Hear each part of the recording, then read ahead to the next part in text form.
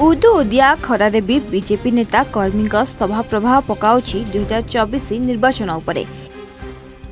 56 number zone रे निर्वाचन कर्मी सम्मिलन पर 55 नंबर जोन रे 1000 रु ऊर्ध्व कर्मी को नहीं सम्मिलन कले बीजेपी सारसकणा विधानसभा प्रार्थी भादव हांसदा और सांसद प्रार्थी नवचरण माझी। ओडिशा रे 25 वर्ष गोटे सरकार शासन करुवा बेले विभिन्न दुर्नीति रे जड़ित होईछि। सत मिछ कही जनसाधारण को ठकी विभिन्न योजना करी केवल जनसाधारण नाम रे पुंजीपति ठिकादार को मालेमाल करिबारे बीजेडी सरकार का मुख्य उद्देश्य बोली से कहिथिले। 5T नाम रे स्कूल गुडी करे रंग मारी बिल उठे नेले शिक्षार विकास हुए नहीं। मेडिकल सामने गेट डिजाइन करी टाइल्स पकाई देले स्वास्थ्य सेवा सुधार आसी जाए नहीं। एणु लोक देखाणिया कार्य आउ लोके बर्दाश्त करिवे नहीं। एथर डबल इंजिन सरकार करिया पई ओडिशार जनता मनस्थ करिसेंती। एथिपई बीजेपी मध्य निजर दम लगाइछि बोली श्री हांसदा कहिथिले।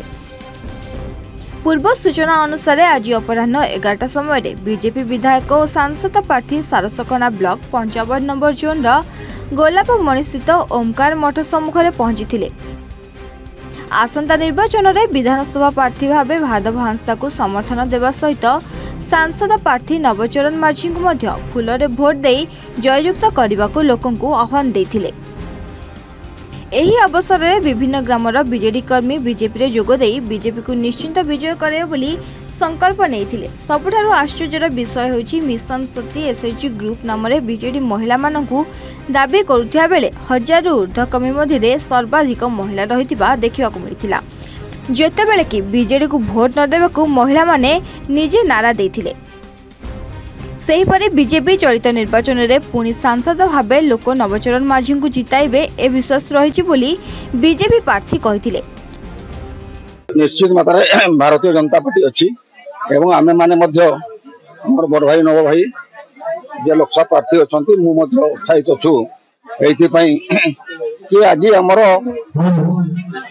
ब्लॉक रो 56 नंबर जोन रो जो मीटिंग हला ठीक सही परी आमे एठी 55 नंबर जोन रे खाली कर्मी बैठक करथि किंतु हमर आजिकार जो कार्यक्रम थिला से साधारण लोक भी आसिक सामिल है एवं आमे माने ब्लॉक माने जोन रु पंचायत रु हमर भोट पर्यंत कार्यकर्ता माने आसीतिले एवं तांको संगे हमर भोटर माने मध्ये शामिल अछंती एवं आज जन समागम हे जैछि।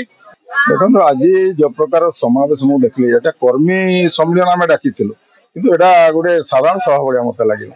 तेणु एथिरे जणा पडुछि एतर सब बीजेपी महासभ हो जाइछन्ते एठी आ रक्षा नै ए बीजेपी निश्चित सरकार गढिबो।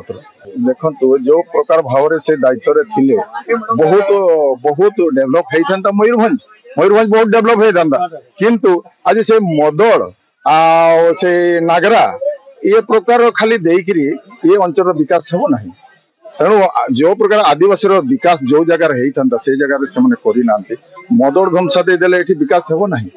लोकंकर मौलिक समस्या को जदि से माने गुरुत्व देइथांते ताहले ए अंचलटा विकास हो सेटा रैली रो किछि प्रभाव पड़िबो नै। जानि गलेनी 25 वर्ष बनाम 10 वर्ष लोक जानि गलेनी। देखंतो आमे लोकंक सहित अछि लोकंक सहित आमे रहिबो लोकंक संगरे आमे काम करिवो। मयूरभंज मलय नायक रिपोर्ट A1 ओडिशा।